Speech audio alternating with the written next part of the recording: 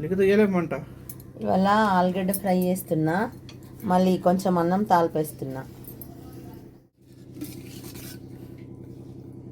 First అయితే అన్నం తాలిపేస్తున్నా, ఎందుకు నైట్ అన్నం వండినాక మళ్ళీ సరిగ్గా తినలే, అన్నం కొంచెం ఉంది. నేనేమో ఉట్టిగా వామన్నం అట్లా చేసుకుందాం మంచిగా, కొంచెం కోల్డ్కి మంచిగా ఉంటుందంటే వద్దు, రెడ్ కలర్ తాల్పన్నమే కావాలంట. ఇప్పుడు ఇక అదే చేస్తున్నా. ఫస్ట్ ఇది ఆల్రెడీ షార్ట్స్లో ఉంది, కానీ నేను ఏం వేయాలా ఎంత వేయాలని చెప్పనే, దీంట్లో అయితే చెప్తున్నా. ఆయిల్ వేసి ఆవాలు వేసిన తర్వాత జీలకర్ర వేయాలి, జీలకర్ర వేసి తర్వాత పసుపు, కొంచెం ఫ్రై అయిన తర్వాత ఆనియన్, మళ్ళీ కల్లేమాకు, ఎల్లిపాయలు కొన్ని అంటే మంచిగానే వేసుకోండి, ఎల్లిపాయలు ఎక్కువ వేస్తే టేస్ట్ వస్తుంది. ఇవన్నీ వేసేసి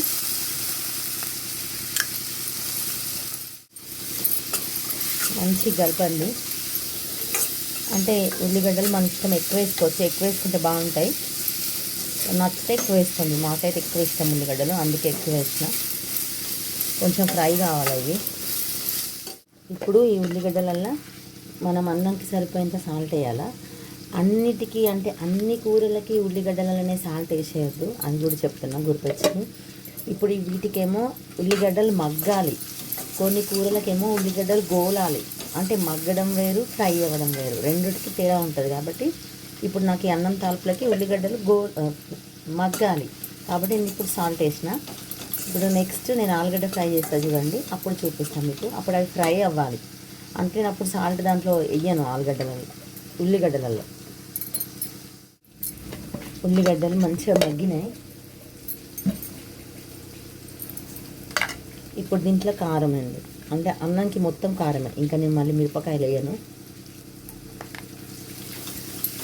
నేను కొంచెం కారం బాగానే తింటాం, అందుకే కారం ఎక్కువ వేసిన. ఓకే, కారం వేసిన కదా, ఈ కారం మొత్తం కొంచెం మగ్గింది ఆయిల్లో, లేకపోతే అట్లా పచ్చి పచ్చి వస్తుంది, వెంటనే వేయొద్దు. నాకు అన్నం మిగిలింది అంటే గుర్తొచ్చింది ఒక విషయం. రోజు అంతే రైస్ పెడతా, మేము ఉంటామే ముగ్గురం, కానీ ఒకరోజు ఎందుకు మిగులుతుంది, ఒకరోజు ఎందుకు మిగిలది అనిపిస్తుంది. ఒక్కొక్క రోజేమో కరెక్ట్ అవుతుంది, ఒక్కొక్క రోజేమో మిగులుతుంది. దాని గురించి ఆలోచిస్తే నాకు ఏమనిపించిందంటే, ఒకవేళ అంటే డిన్నర్కి ముందు ఏమన్నా కొంచెం స్నాక్స్ తింటే ఒకటి సరిగ్గా పోదు, రెండోది మనం ఏమన్నా ప్రోటీన్ ఫుడ్ కానీ లేకపోతే ఫైబర్ ఫుడ్ కానీ మనం డిన్నర్లో ఎక్కువ తింటే కూడా అన్నం ఎక్కువ పోదు. నిన్న పప్పుచారు చేసిన కదా, దాంట్లో అన్ని వెజిటేబుల్స్ వేసేసరికి అవి కొంచెం కొంచెం వెజిటేబుల్స్ అన్నీ తినేసరికి కూడా కడుపు నిండుతుంది. మళ్ళీ మనం ఎప్పుడైనా చిక్కులు కానీ గింజలు అంటే శనగలు, పెసర్లు అట్లాంటి కూరలు చేసుకుంటాం కదా, అవి తిన్నప్పుడు కూడా మనకు అన్నం ఎక్కువ పోదు, ఎందుకంటే అది ప్రోటీన్ కదా, తొందరగా కడుపు నిండుతుంది. ఇంకొక కారణం ఏంటంటే ఉట్టిగానే కావాలిచ్చి తిన్నారు అంతే, నాకు పోతలేదు, రోజు అన్నమేనా, ఇట్లాంటి కారణాలు అంటే కథలు అన్నట్టు. ఇవన్నీ ఇట్లా 3-4 రీజన్లు ఉన్నాయి అన్నం మిగలడానికి. నేను అదే అనుకుంటా, ఇన్ని కారణాలు ఉన్నాయి, ఏదేదో కారణంతో మిగిలింది పోనీ అని. కానీ ఎందుకు అబ్బా అన్నం పడేయాలంటే మనసు ఒప్పదు. అంటే ఒక పొద్దున్న రోజుగా నేను ఏం చేయలేను, సాటర్డే మాకేం ఒక పొద్దు అంటే ఉపవాసం ఏం కాదు, కాబట్టి ఇవాళ చేస్తున్నా. అదే మండే అయి ఉంటే మేము తినము, ట్యూస్డే మండే అయితే ఒక పొద్దు కాబట్టి తినము. ఇవాళ ఫాస్టింగ్ ఏం లేదు కాబట్టి తాగిపేస్తున్నాయి అన్నం వేస్ట్ చేయాలంటే ఎటో అనిపించి. ఓకేనా, ఈ కారంలో ఉల్లిగడ్డల కారం వేసి అది ఫ్రై అయిపోయాక ఈ అన్నం దీంట్లో వేసేస్తున్నా. నెక్స్ట్ దీంట్లో మన ఫేవరెట్ ఇంగ్రీడియంట్ ఏంటి అంటే నువ్వుల పొడి. నువ్వుల పొడి వేస్తే టేస్ట్ బాగుంటుంది, ప్లస్ కారంగా రాదు, మళ్ళీ హెల్త్ బెనిఫిట్స్ కూడా వస్తాయి. ఇది వేసి మంచిగా కలపాలా, అన్నంకు మొత్తం కారము ఉల్లిగడ్డల మసాలా మొత్తం పట్టాలా. ఓకే, అంతా కలిపేసిన. ఇప్పుడు ఒకసారి ఉప్పు చూసుకోండి, ఉప్పు పడితే ఉప్పు ఇప్పుడే వేయాలి, తర్వాత వేస్తే ఉప్పు కలవది. ఇప్పుడు కూడా కలవడం కష్టమే, కానీ తర్వాత అయితే ఇక అసలే కలవది. ఇప్పుడు ఉప్పు చూసుకొని కొంచెం అన్నం వేడేదాకా మూత పెట్టి ఉంచి స్టవ్ ఆఫ్ చేసుకోండి, అయిపోతుంది తాలింపు అన్నం. ఇప్పుడు ఆలు ఫ్రై చేస్తున్నా. ఆలు ఫ్రై ఇట్లా క్రిస్పీగా రావాలా, అతుక్కోకుండా రావాలా, పొడి పొడిగా రావాలా అంటే పెద్దది పెట్టుకోవాలా గిన్నె. అంటే మనం చేసే కూరని బట్టి కొంచెం పెద్ద గిన్నెనే పెద్ద మూకుడే పెట్టుకోవాలా. ఫ్రైలకు కొంచెం ఆయిల్ ఎక్కువే పడుతుంది. మనం చిన్నది పెట్టుకున్నాం అనుకోండి కూర అంతా అతుక్కుంటుంది, ముద్ద వస్తుంది, క్రిస్పీగా రాదు. ఇప్పుడు నూనె కాగింది, దీంట్లో ఆవాలు. ఇది ఇనుప మూకుడు, నా దగ్గర వేరేవన్నీ కడుగుట్లో ఉన్నాయని ఇది పెట్టినా ఇవాళ. కానీ దీంట్లో వండిన తర్వాత వెంటనే తీసేయాలి, కర్రీ అయిపోయాక దీంట్లోనే అస్సలే ఉంచొద్దు, టేస్ట్ మొత్తం చేంజ్ అయిపోతుంది. ఆవాలు వేసిన తర్వాత జీలకర్ర, తర్వాత పసుపు, తర్వాత ఆనియన్, ఉల్లిగడ్డలు వేయాలి. ఉల్లిగడ్డలు సన్నగా కట్ చేయాలి, లావు కట్ చేయొద్దు. చూడండి ఇవన్నీ మా ఆయన కట్ చేసిండు, ఎంత నీట్గా ఎంత సేమ్ సైజులో ఉన్నాయో. నేను ఒకరోజు కట్ చేసి చూపిస్తాను మీకు ఎట్లా కట్ చేస్తున్నాను. రకరకాలు ఉంటాయి. ఆలుగడ్డ ఫ్రై కానీ ఏదైనా ఫ్రై కానీ చేసేటప్పుడు ఇట్లాంటి స్పూన్, అంటే ఇట్లా షార్ప్ ఉండే స్పూన్తో కలపాల. ఇట్లాంటి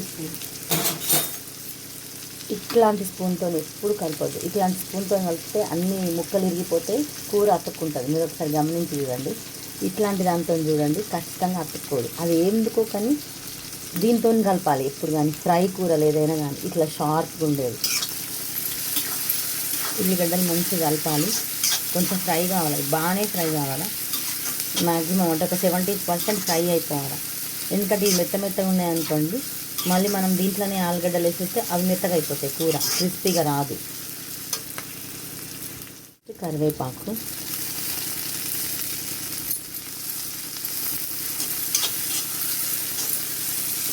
నా ఛానల్ని కొత్తగా చూస్తున్న వాళ్ళైతే లైక్ చేయండి, షేర్ చేయండి, సబ్స్క్రైబ్ చేయండి. ఏమన్నా తప్పులున్నా మంచిగున్నా కామెంట్ పెట్టండి. పాత వాళ్ళైతే లైక్ చేయండి, షేర్ చేయండి, కామెంట్ కూడా చేయండి.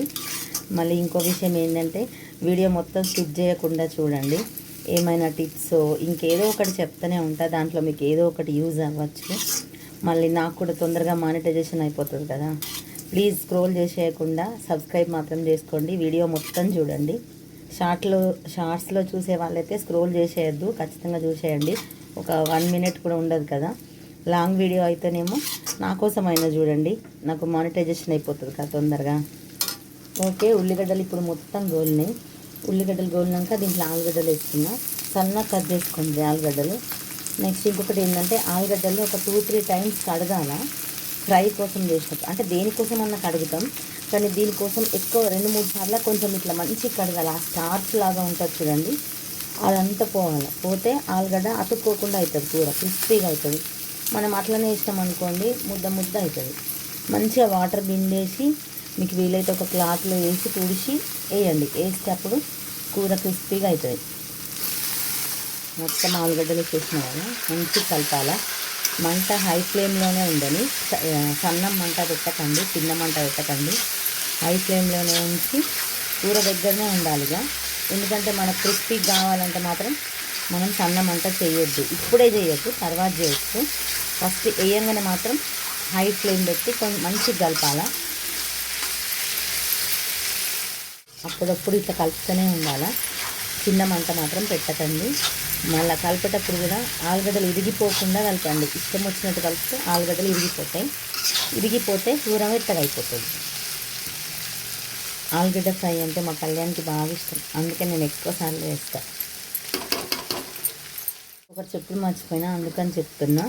మనం ఫస్ట్ ఆయిల్ వేసినప్పుడు ఆయిల్ని ఇట్లా మూకుడంతా, అంటే ఈ గిన్నె మనం ఏ దాంట్లో అయితే కూర చేస్తున్నామో అది మొత్తం చుట్టుపక్కల స్ప్రెడ్ అయ్యేటట్టు ఫస్ట్ ఇట్లా అనాలా. అట్లా అంటే మనం వేసినాక ఆలుగడ్డలు అతుక్కోవు, లేకుంటే సైడ్లకు అంతా డ్రై ఉంటుంది కాబట్టి అతుక్కుంటాయి. మనం నూనెతో మొత్తం ఇట్లా సీజనింగ్ చేసినట్టు చేస్తే అప్పుడు అతుక్కోదు కర్రీ, అంటే ఫ్రై. మధ్యలో కలుపుకుంటా మంచిగా ఫ్రై చేయాలా. చిన్న మంట పెట్టకండి, ఎక్కడికి వెళ్ళిపోకండి, ఇక్కడే ఉండండి స్టవ్ దగ్గరనే. ప్లస్ కలిపిన తర్వాత ఇట్లా స్ప్రెడ్ చేయండి. ఇట్లా స్ప్రెడ్ చేస్తే ఈ సైడ్లు మొత్తం కూడా ఫ్రై అయితే, అంటే ఈ సైడ్లకు ఉన్న వేడి కూడా వీటంతకు తలిగి ఆలుగడ్డ పైన లేయర్ ఉంటుంది చూడండి, అది క్రిస్పీగా అవుతుంది. ఆలుగడ్డ ఫ్రై మగ్గొద్దు, మనకి ఫ్రై కావాలి. ఉడకడం వేరు, గోలడం వేరు. ఆలుగడ్డ ఫ్రై గోలాల, ఆలుగడ్డ కర్రీ చేసినప్పుడు ఉడకాల. ఓకేనా, ఇంత చెప్తుంది అనుకోకండి. కొత్త వాళ్ళు ఎవరైనా తెలియని వాళ్ళ కోసం చెప్తున్నా అనుకోండి, తెలిసిన వాళ్ళ కోసం కాదు. చూడండి ఇంకా ఫ్రై అవ్వలేదు, అవుతుంది. ఒక 50% అయితే అయిపోయింది ఫ్రై. పెద్ద మంట పెట్టి కలుపుతూనే ఉన్నా, ఇక్కడే ఉండి. ఒక 80% ఫ్రై అయిపోయింది. ఇప్పుడు సాల్ట్ వేస్తున్నా. ఫస్ట్లో సాల్ట్ వేయలేదు నేను. ఫ్రైలకు ఎప్పుడు కూడా ఫస్ట్లో సాల్ట్ వేయద్దు, లాస్ట్కి వేయాలి. మన ముద్ద కూరలు, వాటర్ పోసే కూరలు, టమాటాలు వేసే కూరలు ఉంటాయి కదండి, దానికి ముందు వేసినా ఏం కాదు, పర్లేదు. కానీ వీటికి ఫస్ట్ వేయద్దు. వేసిమంటే కూర మెత్తగా అయిపోతుంది. తర్వాత కారం. నేను మిరపకాయలు ఏం కూడా వేయలే, మొత్తం కూరకి సరిపోయేంత కారమే. మళ్ళీ చెప్తున్నా, మేము కొంచెం కారం ఎక్కువే తింటాం. కారం వేసి ఒకసారి కలిపిన. నెక్స్ట్ ధనియాల పొడి. నేను దీంట్లో కొత్తిమీర ఏం వేయలేదు. ధనియాల పొడి అన్నీ ఒకసారి మంచిగా కలపండి. అంటే ఆలుగడ్డలు చిదిరిపోకుండా కలపాలా, ఇరిగిపోకుండా మెల్లగా. అందుకే ఇట్లాంటి స్పూన్ పెట్టుకోండి అన్న, ఇట్లా షార్ప్గా ఉండేది. మంచిగా కలిపినాక మనం కారం వేసినాం కదా, ఒక్కటే నిమిషం అది కొంచెం ఫ్రై అవ్వాలా, ఎక్కువసేపు అవసరం లేదు. కొంచెం ఫ్రై అయిన తర్వాత ఇప్పుడు నువ్వుల పొడి వేయాలా. ఇప్పుడు నువ్వుల పొడి వేస్తే టేస్ట్ ప్లస్ కర్రీ ఇట్లా పట్టుకున్నట్టు ఉంటుంది, మనకు హెల్త్ బెనిఫిట్స్ వస్తుంది. నువ్వుల పొడి వేసి ఇప్పుడు ఇది మంచిగా కలపాలా. ఒక 1 minute అట్లా కలపండి, అంత సరిపోతుంది.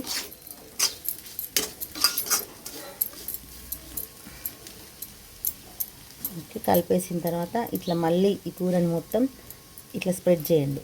స్ప్రెడ్ చేసి మీరు ఒకసారి ఇట్లా చేసి చూడండి. నేను చెప్పినాను కాదు, తేడా మీకు తెలుస్తుంది. ఓకే, అయిపోయింది కర్రీ. Of చేసేస్తున్నా stove. ఇవాళ మా వంట ఆలుగడ్డ ఫ్రై, అన్నం, పెరుగు. నిన్న నేను టమాటా పచ్చడి పెట్టిన కదా, అది అంతే. లోంచి కూర మొత్తం తీసేసి దీంట్లో కొంచెం అన్నం వేసి ఇది మొత్తం ఇలా కలిపేసుకొని తింటే ఎంత బాగుంటుంది కదా. మీరు ఎప్పుడైనా ఇట్లా ట్రై చేశారా? ఒకసారి ట్రై చేస్తే నాకు చెప్పండి ఎట్లుందో. చాలా టేస్ట్ ఉంటుంది దీంట్లో. అన్నం కొంచెం వేసుకొని కలుపుకొని తినాలి.